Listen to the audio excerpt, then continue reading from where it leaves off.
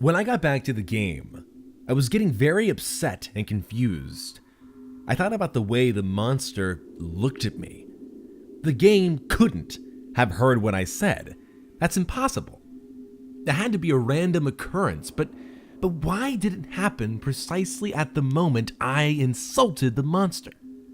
Nothing about this game made any sense. The new Godzilla monsters, the weird replacement monsters, out-of-place imagery like the green temples, quiz levels, and the red monster chases. It didn't seem to add up in any kind of meaningful way. If it was a prank, it wasn't funny in any way I could understand, and they clearly put far too much effort into it. If they were trying to make a genuine sequel with new Godzilla monsters, then why did they add everything else? Maybe it was some kind of art experiment? Some group project made by a bunch of really talented and crazy people, and they lost the cartridge somehow? Or maybe they intended for some random person to find it. It was all just fruitless guessing. As far as I could tell, there was only one way to figure out what the deal with this game was: to play it through to the end. Maybe, just maybe, there would be something in the credits, an explanation by the creators as to why they made this. Or it could be something much more cryptic and strange, maybe even something horrifying. Before I got a good look at the Dementia board, I considered playing Trance to see if the red monster would look at me again, but I decided against it. I wanted to keep moving forward. I was also somewhat worried that backtracking might cause the game to become even more strange. The Dementia board music sounded a lot like the Saturn music, except it was slowed down and played with a piano-sounding instrument. Like most of these new map themes, it had a dangerous, suspenseful feel. While listening to the music, I looked at the Dementia board. There were 4 boss monsters this time: Space Godzilla, Manda, Gigan, and Baragon. I was surprised that there were 2 new Toho monsters this time, but the best surprise was still to come. I started the quiz level. Here's another list of results in the same format as the last one. Quiz number 2. Can you swim? Answer, yes. Reaction, happy. Do you like fish? Answer, yes. Reaction, sick. Can penguins fly? Answer, no. Reaction, sad. Can it spin in all directions? There was no clarification of what face meant by it, so I just guessed. Answer, no. Reaction, surprised. Do you breathe oxygen? Answer, yes. Reaction, weird face number 8. Does it taste good when you bite a woman? I don't know who came up with this question, but I really hope they're getting mental help. Answer, no. Reaction, annoyed. Is it night where you are? Answer, yes. Reaction, weird face number 6. Do you like cats? Answer, yes. Reaction, confused. Is water wet? Answer, yes. Reaction, angry. Have you ever broken a bone? Answer, no. Reaction, happy. Do you like your job? Answer, yes. Reaction, hurt. Would you like a new monster? Answer, yes. Reaction, weird face number 11. I wasn't entirely sure at the time what face meant by new monster, but I couldn't resist answering yes, just to see what would happen. The result was mind-blowing. The game took me back to the board, and I had a new playable monster in the form of Anguarius. Ever since I was a kid, I always wanted to play Anguirus, since he was my second favorite Godzilla monster, and plus I never liked Mothra all that much. I moved my new Anguirus piece over to the level right next to it, eager to test out my new monster. Before I get into the level description, I'll talk about Anguirus a bit. Using the up and down buttons, you could choose whether Anguirus stood in a bipedal stance or crawled around on all fours. It wasn't a huge difference, but being able to stand was helpful in boss fights, and crawling sometimes helped dodge obstacles and attacks. He could punch and kick like Godzilla, but no tail whip. Instead, he had something far more interesting: the ability to curl up into a spiked ball of death and roll around. You could still take damage, but it was lessened. It was a good way of clearing out stage enemies, but unfortunately, doing this also drained the power bar. But the spiked ball wasn't his only special ability. When you pressed start, he would fire a beam of energy from his mouth. It resembled Titanosaurus's sonar attack, and if this were a hack, it may have been inspired by the roar attack from Atari's Godzilla fighting games. Also of note is that when playing as Anguirus, the level meter gets glitched up. Judging by the life and power bar, I'd say he's on level 10. Now, on to the level. As you might have guessed from the level icon, these levels are green palette swaps of the ground and background tiles from the Blue Mountains.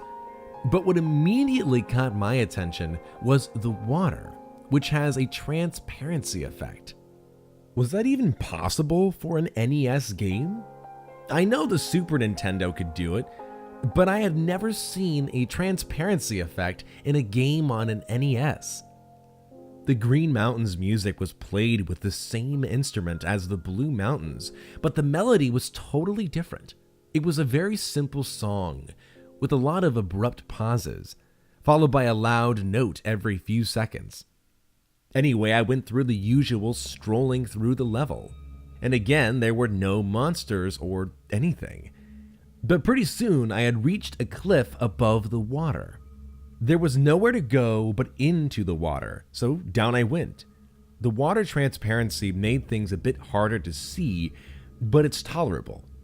After going underwater, I encountered two new enemies, a giant piranha and some kind of spiky bottom feeder thing. I liked the piranha because I could easily tell what it was. It was a sane enemy design that would appear in a real game, and there were very few enemies like it. They didn't take much hits to kill, but they were quite annoying and could considerably trim down your life if they got close enough. They also tend to travel in packs. As for the bottom feeders, they're easy to deal with. They swim along the bottom of the screen towards you and are easily crushed with the roll attack or jumped over.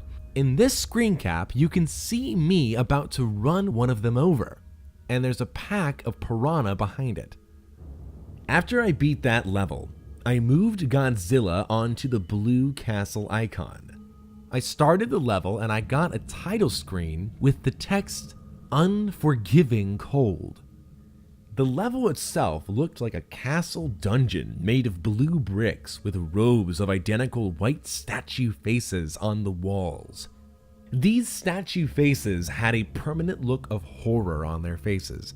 There was also some flickering gray static, which didn't really obscure my vision, but it adds to the very unsettling mood of these levels. The music was a 12-second loop of a low-pitched choir vocalizing that sounded very familiar to me. Whenever I played through one of these levels, I got this sudden, horrible feeling of anxiety. I had the feeling that the farther I progressed through the level, the closer I was getting to something unspeakably evil. There weren't any enemies, but these were some of the longest levels in the game. I only played one level, but it took 7 minutes to complete. I didn't want to admit it to myself at the time, but I realized something playing the Blue Castle level. This game has the power to make the player feel certain things. I don't mean in the sense that you get irritated playing a crappy game or get unnerved by something scary in a game. What I mean is that certain events in this game can instantly make you start feeling something. I know that sounds completely insane. I don't blame you for not believing me. I wouldn't believe any of this either if I didn't play the game myself. But there is something very, very wrong with this game, and I still don't know how to explain it. So, then it was time to fight Baragon's replacement. Although Baragon was originally the smallest monster in the game, his replacement was the largest. It was so tall, in fact, that the ground was noticeably lowered, and not Baragon's head still barely avoided collision with the bar at the top of the screen. And he was just as frighteningly bizarre as he was huge. You may be wondering how he attacks without arms. Well, he has the most powerful kick in the game, but his other fighting technique is much stranger. First, he blasts a cloudy breath of pixels down at you, which causes you to freeze. Then he walks back to the right corner of the screen and extends a huge Gatling gun from his abdomen.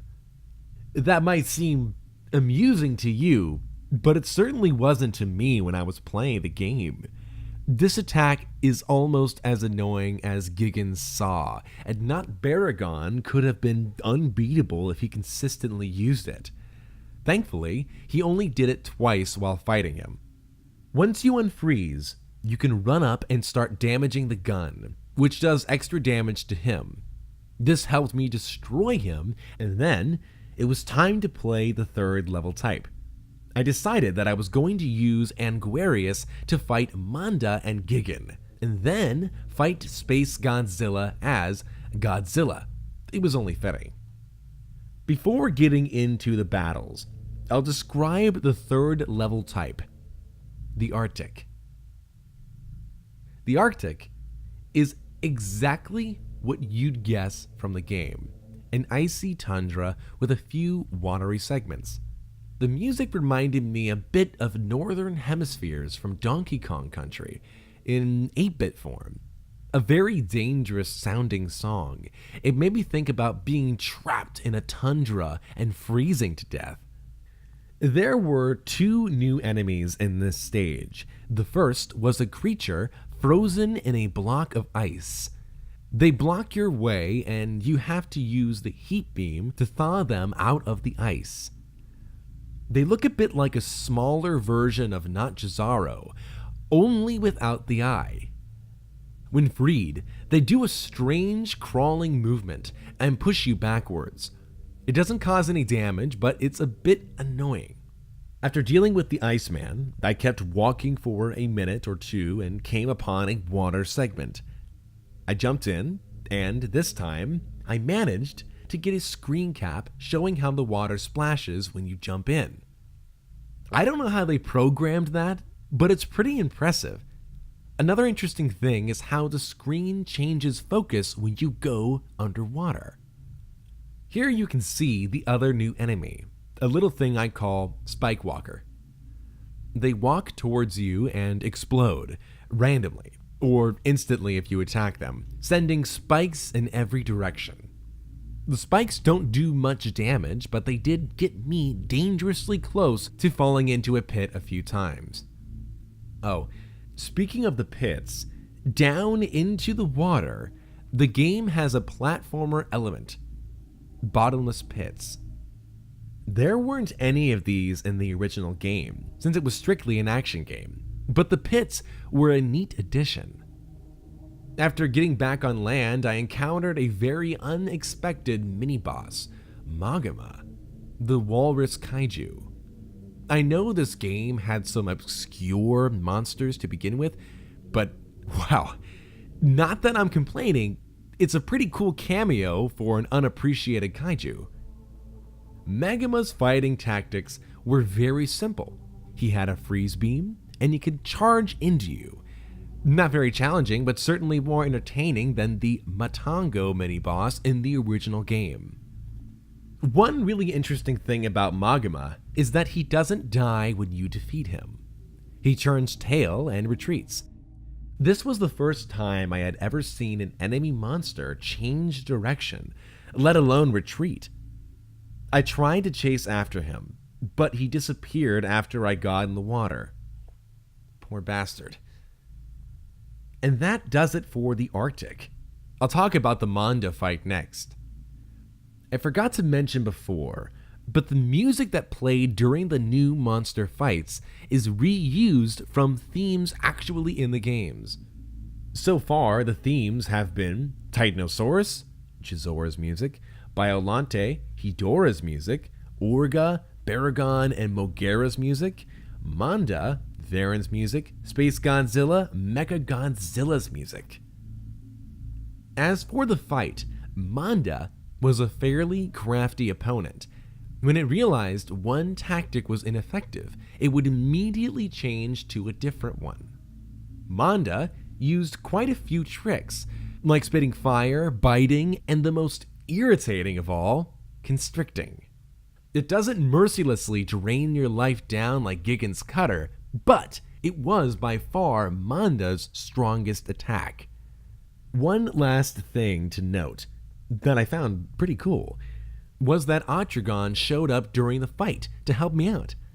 Manda crushed it with ease, but it was still cool. After I slayed Manda, I played through an Arctic level for health power-ups, and then it was on to Gigan's replacement. When the fight started, I was very confused because there was nothing there. I thought this was going to be like the Titanosaurus fight in Pathos, but just about the time it would have been going back to the map, a piranha appeared on screen. But it wasn't there for long. As soon as it appeared, the speakers emitted an ear-splitting screech, and Not Gigan flew in and ripped the poor fish into pieces. Well, that's one way to get the player on their toes. That abrupt entrance scared the hell out of me and got my adrenaline rushing, which in retrospect was a good thing, because Not Gigan was one of the fastest, most unrelenting opponents in the game. Not Gigan was tough, but my new skills with Anguarius helped to even the score. This was still an incredibly intense fight.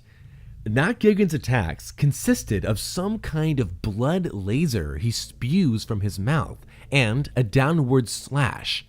I was expecting some hellish variant of the buzzsaw attack, but thankfully there didn't seem to be one. The howl attack was invaluable in defeating him. I would have taken more screen caps of the fight, but I really had to concentrate. After that, there was just one more monster left to take down, Space Godzilla. As mentioned earlier, I used Godzilla for this fight. Space Godzilla's fighting technique was rather frustrating, but admittedly a very clever idea. Space Godzilla would use his energy to create two flying crystals, which would reach the ground and become crystal spires. These spires not only block you from reaching Space Godzilla, but it also allowed him to constantly recharge to full energy and blast you with a deadly, fully charged Corona beam until you broke the spires. Space Godzilla would eventually drain his own spires of energy until they shattered, but if you waited for that to happen, you'd probably lose a lot of life. The heat beams actually seemed to re-energize the spires, so you had to use physical attacks. When you finally got close enough to hit Space Godzilla, he was no pushover. When I punched him, he hit me back just as hard. Space Godzilla does anything in his power to knock you back to the left corner of the screen, so he can create more spires. By the time this was over, I only had about 5 life bars left, but it didn't matter, because I didn't need to fight anymore. I needed to run. Here we go again. I decided right then that I really wanted to see the end of this game. As terrifying as these levels could sometimes be, I had to beat them to get through. I decided that no matter what happened, no matter what the game showed me, I was going to get to the end. And I also made sure not to say a damn word while playing a chase level from here on. For this chase, I tried out Anguarius, since his roll attack allowed me to move faster than Godzilla or Mothra. The chase started off like the first two, except there was a river of blood below the ground.